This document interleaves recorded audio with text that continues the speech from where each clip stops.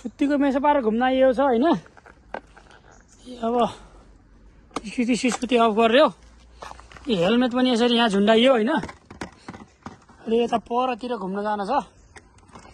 Helmet यसरी नै हातमा समातेर हिँड्न पनि अलिक गाह्रो हो। यहाँ राख्ने चोर्छन् होइन। यो ठाउँमा पनि धेरै चोर्नेको सन्तानहरू छन्। अब यसरी हेलमेटलाई चाहिँ अट्काएर सरल के त अब हिँड्यो घुम्न सर्लक्क यस्तो छ। यहाँ तलतिर जङ्गल छ। यहाँ परतिर घुम्ने ठाउँ छ या त्यही यसरी सर्लक्क म अब जान्छु यता परतिर। ल हेर्नुहोस् यहाँ भित्र पुरै जेसिसको यो प्लसको लोगो छ। प्लसको लोगो भन्छ के भन्छ, जेस क्रिस्चियनहरूको देश हो होइन। यहाँ त यस्तो छ यी भित्र। म हिँड्दैछु एक्लै छ जाँठो हिँड्ने पनि होइन। युरोपमा आएर अब एक्लै हिँड्नुपर्छ के गर्ने। बरु साउदी कतातिर बस्ने साथीहरूले ट्याक्क तरुनी घुमाउँछन् त्यो कानुन कडा भएको ठाउँमा। हाम्रो छैन यहाँ मेसो घाटो छैन। त्यस्तै छ यहाँ। खासमा यहाँ भित्र गाडी ल्याउन पाउँथेन होइन। आजै गाडी लिएर राखेको रहेछ। सायद यिनीहरूले यहाँ केही मान्छेहरू छ होला। आज विशेष मान्छेहरू आएको छ होला।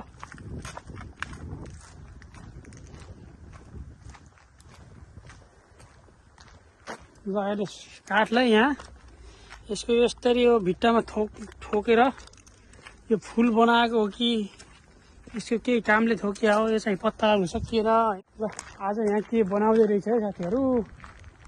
यस्ता यस्ता सामानहरू लिएर राखेको रहेछ।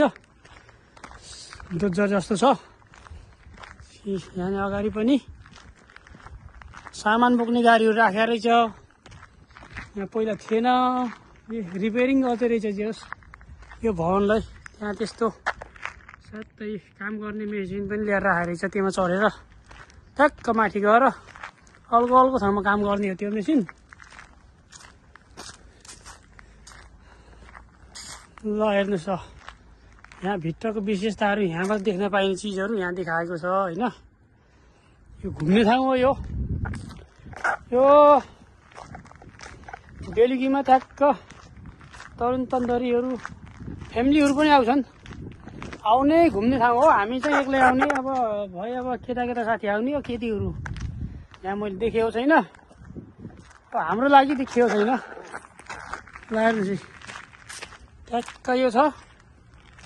यो इट्टा कलरको सायद यो इट्टा नै होला तर धेरै बलियो हुन्छ है। यो नेपालको भन्दा धेरै बलियो इट्टा हुन्छ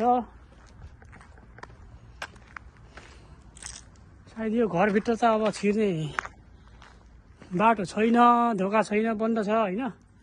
र हेर्नुहोस् अझै पनि युरोपमा प्राय अधिकांश ठाउँमा यस्तै खालकोले यसरी छाउँछ है। ढलाइ गर्न भन्दा भित्र ढलाइ गरेर बाहिर त्यसलाई ठ्याक राखेको हुन्छ है।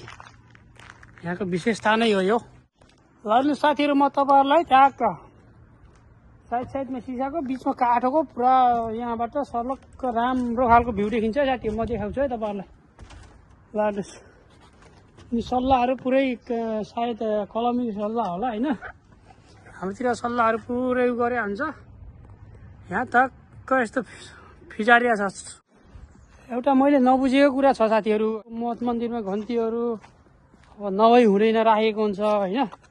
ल यहाँ पनि हेर्नुहोस् त ती क्रिस्चियनको हो होइन। हेर्नुहोस् यो सबै चर्चहरूमा हुन्छ है। सबै चर्चमा हुन्छ। यसको हेर्नु तल घन्टी त्यो बज्ने पनि छ। र यो त के गर्छ होइन।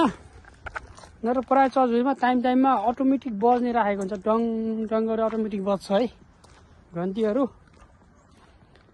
र हाम्रो नेपालको क्रिस्चियनहरूको कुराहरू र यहाँको क्रिस्चियनहरू अलिक फरक हुन्छ है। हाम्रो नेपालमा क्रिस्चियनहरू धेरै कुराहरूमा अलिकति भिन्नता छ। भिन्नता देखाउनुहुन्छ होइन। यस यहाँ चाहिँ त्यस्तो छैन। यहाँको क्रिस्चियनहरूले चाहिँ क्रिसमसमा रक्सी बाँध्छन् है साथीहरू। रक्सी वाइन लिएर पुरा कम्पनीमा बाँड्ने खाने। सतर्दियो दिन उस्तै पर्ने अनि काम गर्दाखेरि रक्सी नखाएर काम गर्दैन। रक्सी खाएर ट्याक्क काम गर्ने हो यहाँको क्रिस्चियनहरूले है। ल हेर्नुहोस् जताकतै यहाँ यो ओलिभ नेपालमा जैतुन भन्छ क्या अरे। ओलिभ ओलिभ पाके रहेछ होइन। यसरी ओलिभ पाके रहेछ। यो कस्तो हुन्छ चाहिँ यसको स्वाद, यसको अचार, यो अचार त हुन्छ यसको।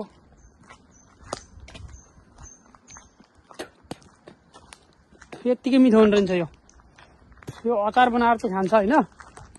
हेर्नुहोस् अब ओलिभ झार्ने सिजन आएछ साथी। ल तर कालै भएर पाकेको छ।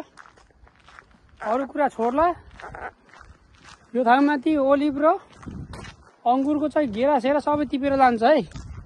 अरू स्याउहरू यिनी त अब खेती गरे ठाउँमाथि हो, नत्र यताउता एउटा दुईवटा बुट्टा भएको त्यही कुहेर जान्छ होइन। आरू बखरा स्याउ यहाँ चाहिँ ओलिभ र अङ्गुर चाहिँ एकदम मान्छ यसलाई। यो महँगो पनि पर्छ। ल हेर्नुहोस् यहाँ पुरै भित्रबाट यो कलशको साइन छ। यताबाट गेट रहेछ यहाँबाट।